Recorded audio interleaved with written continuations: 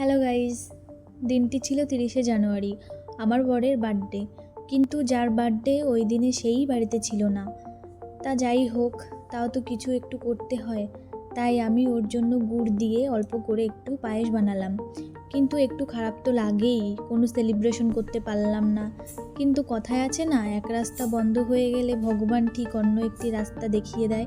তেমনি মায়ের কাছে শুনলাম ওর বার্থডের বাংলা ডেটটা 31শে জানুয়ারি পড়েছে। আমি তো শুনে খুব খুশি হলাম, তাই পরের দিনই সেলিব্রেশন করার সিদ্ধান্ত নিলাম। ও কতদিন ধরে বলছিল যে ওর পোলাও খেতে ইচ্ছা করছে, তাই বাবাকে বলে সবার জন্য পোলাও আনালাম, আর মাংসটা বাড়িতেই রান্না করা হয়েছিল। তারপর আশীর্বাদ পর্ব সেরে সবাই মিলে খাওয়া দাওয়া করলাম, খুব মজা হলো। ভিডিওটি ভালো লাগলে অবশ্যই সাবস্ক্রাইব করো, লাইক করো, কমেন্ট করো, জানিও কেমন লাগলো। দেখা হবে অন্য কোনো ব্লগে। আজকে এই পর্যন্ত।